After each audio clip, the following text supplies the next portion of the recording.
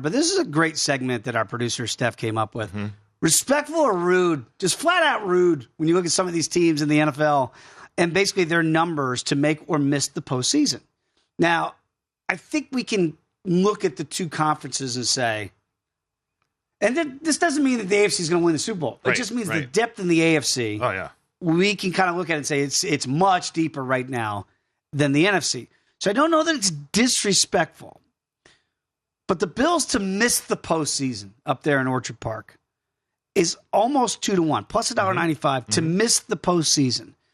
Are we starting to say that the window is closing in upstate New York? I mean, for a Super Bowl. You're talking about Super Bowl window. Well, right? just to make the postseason, you get almost 2-1 to miss. Yeah. No, I mean, I'm in that group, and it might be a small group, that I think the Buffalo Bills are about to regress here. Oh. And there's so many reasons why, but I'll be quick about it. I mean, already Dalton Kincaid's going to be a glorified wide receiver, pretty much. So it's more of the same offensively for Buffalo.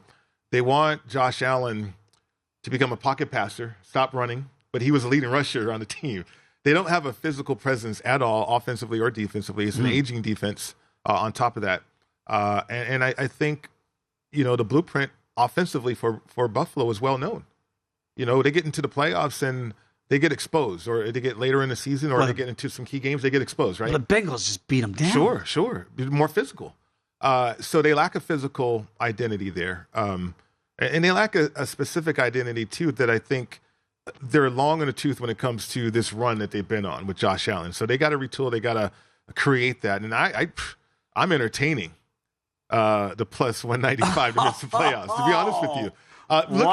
Look at the AFC, though. Look at the AFC.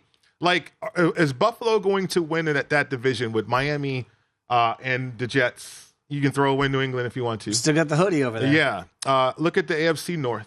There's probably going to be two teams coming out of there.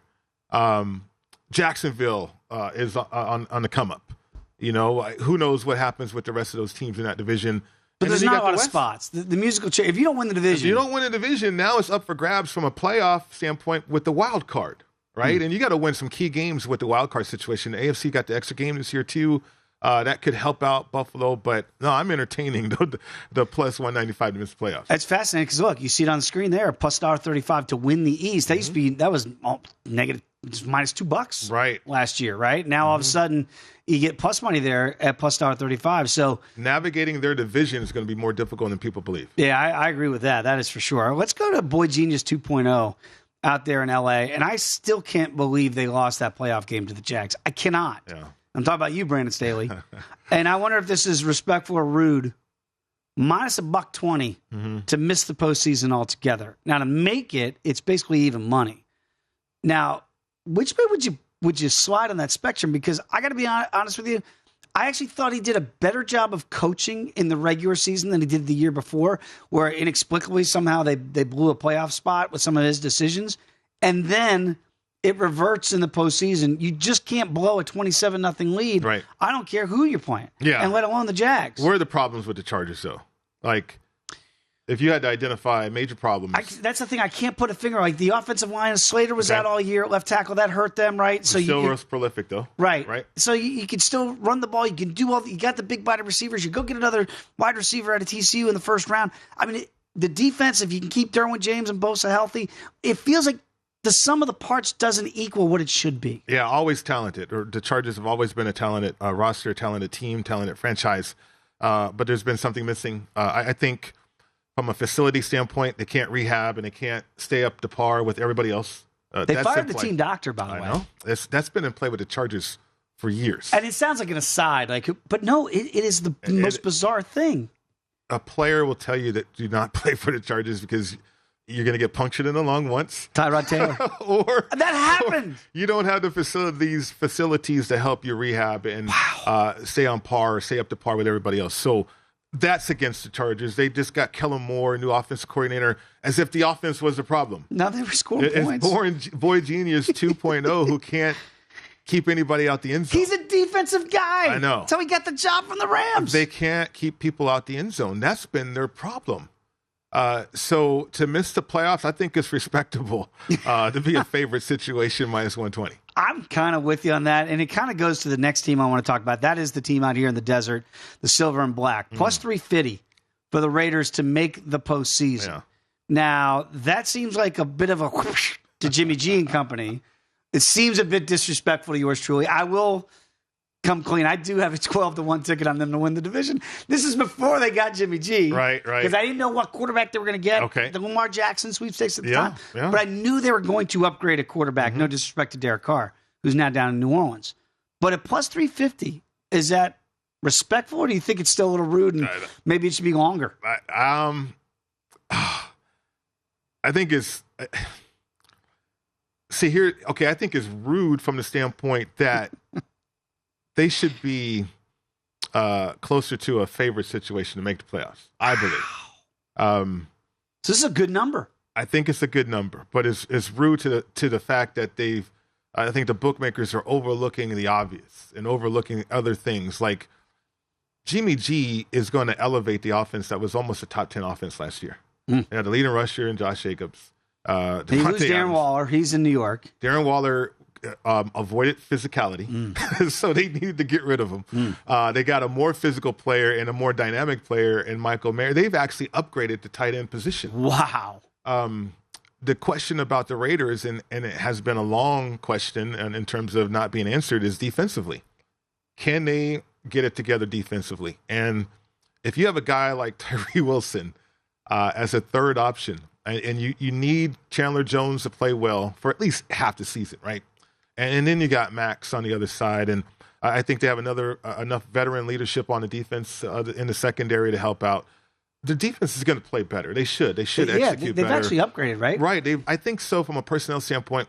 Where they've really upgraded is Jimmy G and the nuances of this Josh McDaniels offense. And that Josh McDaniels offense, I don't care who you are, that thing has led teams to playoffs and Super Bowls. And last year, year one, had a prolific offense to where you had the leading rusher in the National Football League. So I'm bullish on the Raiders, to be honest with you. I think the makeup is there. I think the veterans put their vets up against everybody else's vets in the AFC West division on paper, mind you. And there's not a lot of difference at all. I'm with you, man. If you can get Chandler Jones to play, because he shows it in spurts, right? Yeah. And when he shows it, you go, wow, this is why you paid that money to go get you and make the move to get you to Las Vegas. It does feel like if the kid out of Texas Tech is who we think he is, and some were saying he was going to be the second pick overall, right, they might have got a steal there at 7. So, yeah, I think plus 350 feels like a playable number for me for the Raiders to make the playoffs. I wonder if this is rude or respectful for not my team, your team, America's team, the Dallas Cowboys, minus $1.90 to make the playoffs. Now, we mentioned off the top of the segment, the NFC feels like it's watered down. I mean, the depth just doesn't appear to be there. Some might make the case that the Cowboys are, at least on paper, the third best team in the entire conference. Right.